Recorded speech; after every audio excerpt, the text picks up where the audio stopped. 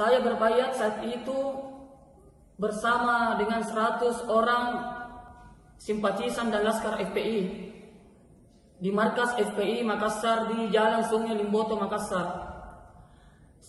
Saat berbaiat dihadiri oleh Munarman selaku pengurus FPI Pusat pada saat itu, Ustadz Fauzan dan Ustadz Basri yang memimpin baiat pada saat itu.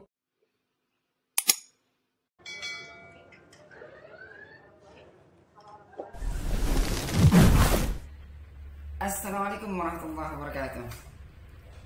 Sahabat Elbar Channel dimanapun berada, bersyukur pada Allah Subhanahu wa Ta'ala, pagi hari ini Anda masih diberikan nikmat sehat walafiat di tengah kondisi pandemi COVID yang sampai hari ini belum ada titik terang kapan selesainya. Ya, maka satu hal yang perlu kita lakukan, tetap dekatkan diri kita kepada Allah Subhanahu wa Ta'ala. Karena Allah lah pemilik makhluk yang tidak terlihat ini. Maka siapapun yang terkena dan siapapun yang tidak terkena itu sudah tertulis di Lauhil Mahfuz. Dan jangan pernah khawatir, ya. Tetap beraktivitas dengan memaksimalkan minimal 3M. Memakai masker atau menggunakan masker ketika kita berada di luar, ya. Kemudian mencuci tangan, sering-sering mencuci tangan, dan meninggalkan kerumunan-kerumunan yang tidak bermanfaat. Ya, sahabat Elbar Channel dimanapun berada, jangan lupa bantu channel ini untuk berkembang dengan cara subscribe, kemudian tekan loncengnya, nyalakan loncengnya yang pandai nyala begitu ya, supaya Anda mendapatkan notif-notif terbaru dari video-video terbaru yang diupload di channel ini, di channel Elbar Channel. Kemudian like, comment, and share. Mudah-mudahan orang yang menonton video-video Elbar Channel menjadi tercerahkan, menjadi lebih kritis, menjadi lebih berpengetahuan, ya. Siapapun Anda, di luar, di dalam, dimanapun Anda berada, mudah-mudahan channel ini mampu memberikan kita pemahaman yang lebih atau ilmu yang lebih, insya Allah, ya. Baik, sahabat Elbar Channel dimanapun berada, ada satu video yang cukup viral hari ini, ya, dan kita saksikan dulu, kemudian nanti coba kita kritisi ada apa di dalam video ini. Bagaimana videonya teman-teman sekalian? Check it out. Assalamualaikum warahmatullahi wabarakatuh. Nama saya Ahmad Aulia. Tempat tanggal lahir saya Makassar 10 Maret 91. Saya ditangkap karena saya ditangkap pada tanggal 6 Januari 2021 di kantor polisi Polda Sulawesi Selatan. Adapun saya ditahan atau ditangkap di kantor polisi Polda Sulawesi Selatan karena saya berbaiat kepada Daulatul Islam yang memimpin Daulatul Islam, yaitu Abu Bakar Al-Baghdadi, saat deklarasi FPI mendukung Daulatul Islam pada Januari 2015. Saya berbaiat saat itu bersama dengan 100 orang simpatisan dan laskar FPI di markas FPI Makassar di Jalan Sungai Limboto, Makassar.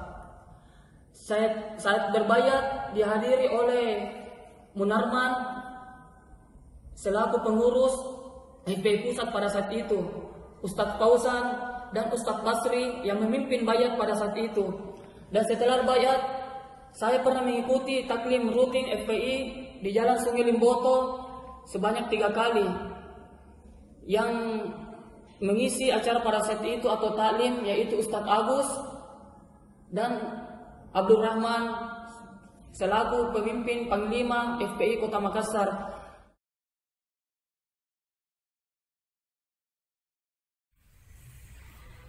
Itu teman-teman sekalian videonya yang menarik perhatian dari saya pribadi ketika pertama kali melihat video ini adalah gelagat mata si pengaku, ya.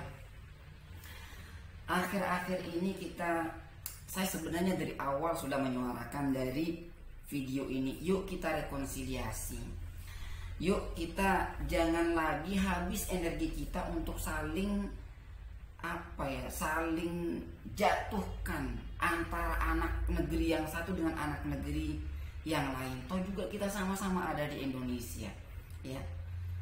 Kalaupun misalnya ada makar, ada tindakan-tindakan yang membahayakan, wajib harus untuk diamankan, harus untuk ditangkap dan seterusnya. Tapi untuk memprovokasi, ya, kemudian membuat video, kemudian disebar untuk menjatuhkan satu kelompok, saya rasa ini akan membuat negara ini makin lelah, ya, makin habis energi kita untuk ngurusin hal-hal yang, mohon maaf, nggak terlalu substansi untuk kemajuan bangsa kita ke depan, ya. Video ini teman-teman sekalian, coba kita lihat, kita perhatikan. Si pengaku, lihat matanya, saya kok salpok dengan matanya, ya. Kayaknya video ini dibuat, diarahkan, bukan alami gitu, bukan alami pengakuan dari yang terduga teroris, ya. Bukan berarti saya menjadi pembela FPI, bukan. FPI kalau misalkan ada anggotanya memang yang terlibat teroris, ya hajar, tangkap, tapi jangan dibunuh, jangan ditembak. Justru dijadikan dijadikan sebagai orang yang mungkin mampu membuka jaringan-jaringan teroris yang lain dan disadarkan untuk kembali bernegara dengan bernegara yang baik, ya. Nah, pengakuan ini kalau Anda lihat teman-teman sekalian, coba kita perhatikan, dia membaca satu tulisan yang tidak diperlihatkan. Coba lihat matanya ketika dia membaca, ada salah baca, ya. Kemudian tulisannya sudah ditulis oleh seseorang yang kita tidak tahu. Entah mungkin orang yang punya kepentingan untuk menggiring, ya, opini agar satu kelompok misalnya dimarginalkan, agar satu kelompok kita benci rame-rame begitu kan. Nah, kemudian menyebut juga personal yang terlibat di situ. Tapi lihat redaksinya itu loh. Kok ada orang yang mengaku tapi dalam pengakuannya itu salah dalam membaca. Coba lihat di situ ada salah gitu. Ada beberapa kali salah. Ini kan artinya redaksi pengakuannya itu sudah ditulis, nggak normally, nggak alami gitu. Misalnya kayak saya nih, saya bicara ini saya alami bicara, saya nggak ada tekanan dari siapapun gitu. Saya menyorotinya dengan pandangan saya. Kalau misalnya saya pernah melakukan sesuatu, saya akan mengakui dengan cara alami tanpa saya harus baca redaksi dan seterusnya. Nah, sehingga saya kok, mohon maaf, jadi dengan pengakuan ini, entah dia benar atau tidak, justru saya jadi ragu. Kenapa? Karena seperti redaksinya itu dibuat oleh seseorang, pengakuannya itu diarahkan oleh seseorang. Kan bisa saja ketika mengambil videonya dia enjoy, tapi sebelum mengambil videonya dia ditekan, misal, ya kan? Kemudian redaksinya juga dia baca sebagaimana yang dia lihat begitu. Makanya matanya selalu ngelihat, kemudian dia berusaha mengingat dengan menutup mata, kemudian lihat lagi, berusaha mengingat lagi dengan menutup mata. Seolah-olah redaksi yang dia baca itu adalah hafalan, bukan normal, bukan alami keluar dari pengakuan sang tersangka tersebut, ya. Jadi teman-teman sekalian, saya sekali lagi bukan berarti membantah bahwa dia bukan teroris, tidak, tapi saya hanya salpok pada cara yang dilakukan oleh entah siapa untuk menyampaikan pengakuan terduga teroris tersebut. Itu saja. Jadi di hati saya jadi kok kayak nggak alami gitu, kayak sudah diatur gitu, kayak sudah diarahkan. Kamu ngakuinya kayak begini, ya. Kemudian ya kalau sudah ada pengakuan begitu kemudian disebar ke seluruh seantero rakyat Indonesia, kan yang jelek namanya adalah yang seolah-olah tertuduh di situ, ya kan? Mungkin saja kalau redaksinya tidak dibuat seperti itu, kalau pengakuannya secara alami, ya, maka kalimat si ini si itu nggak keluar, bisa jadi, ya. Tapi karena dibuat gitu kan, mungkin dari hasil interogasi bisa jadi begitu kemudian dibuat. Cobalah dibuat sealami mungkin, jangan ada redaksi yang disembunyikan begitu.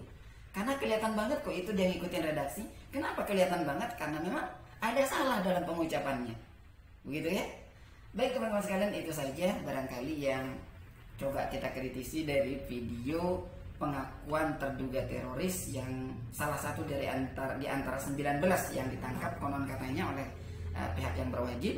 Dan mudah-mudahan mereka-mereka ini kita doakan semoga kalau memang mereka terpapar oleh pemahaman-pemahaman yang mohon maaf di luar konteks keislaman, ya, maka kita doakan semoga dia bisa kembali pemahamannya lurus, ahlus sunnah wal jamaah sebagaimana yang kita pahami secara keseluruhan oleh masyarakat muslim di Indonesia.